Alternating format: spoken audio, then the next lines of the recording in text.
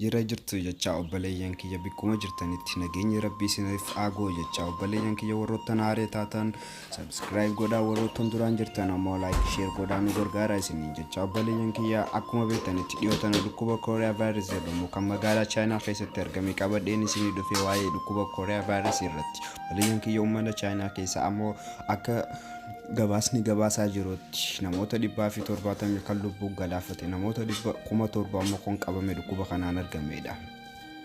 Akkuma beektanitti dhukkubni kun kooriyaa vaayirasii kan ta'e himamee jira. Dhukkubni kun kan itti argame immoo magaalaa chaayinaa Hunaan keessatti kan argamedha. Dhukkuba kooriyaa vaayirasii jedhamu kana waa'ee takka waa'ee dhukkuba kana isinii qabadheen dhufee jira. Mee akka dhageeffattaniin isin gabaasa. Obboleeyyan kiyya waa'ee dhukkuba kooriyaa vaayirasii dhukkubni kunneen akkuma gosoota vaayirasii biroo amaloota wal fakkaataa kan qabaatudha. Kooriyaa vaayirasiin bara 1960 akka lakkoomsa Habashaatti kan argamedha. Yoo ta'u garmaaleen akka dhufu amma ammatti bira hin gahamne.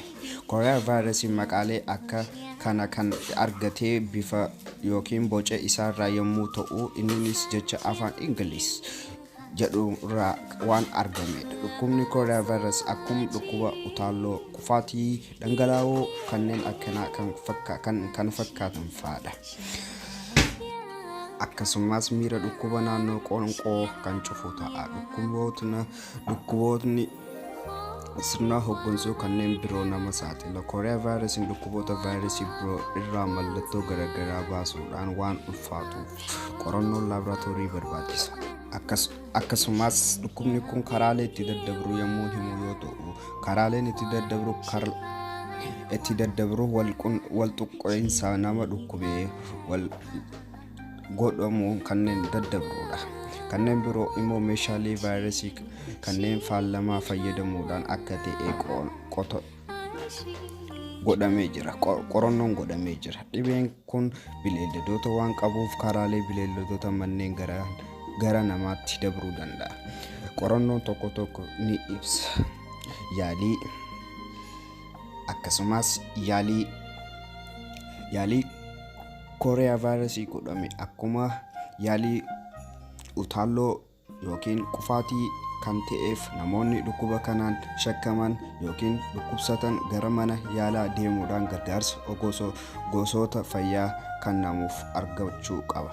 Kana yommuu jennu dhukkuboonni kun akkuma dhukkuba utaalloo salphaa osoo hin ta'in yeroo gabaabaa keessatti lubbuu namaa dabarsa. Innis dhangala'oo qaamaa keessaa argamu dhabamsiisuudha.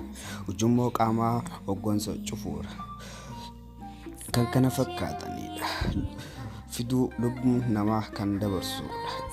Irra caalatti yaaliin dhibee kanaaf godhamu innis kan ittisudha. Kan xiyyeeffatudha. Xaaxaa dhibee kanaan dhufu irratti hundaa'uudhaan haala yaalii daawaa fayyaa qoricha garaagaraa fayyadamuun akkuma dhukkubsatanii murtaa'aadha. Gosoota novel kooriyaa vaayirasii jedhamu biyya chaayinaa keessatti kan argamee fi haariyaadha.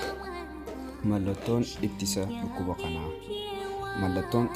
dhukkuba kanaa maal yoo jennu kan duraa harka keenya saamunaan sirriitti dhiqachuu, namoota dhibee kanaan qabaman waliin tiksuu, qaama hambisuu, soorata hin bilchaanne nyaachuu, foon dheedhii fi foon horii dhukkubsatanii nyaachuu dhiisuu, mana fincaanii fayyadamuu hubachiisa. Kooriyaa vaayirasiin akkuma vaayirasoota biroo gartuu hedduu kan qabu yoo ta'u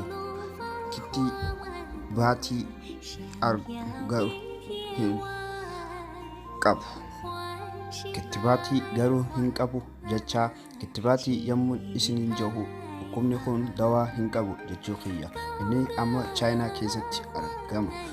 Gosoota novel kooriyaa vaayirasii jedhamu fi biyya baay'ee ariifachiisaa kan ta'edha.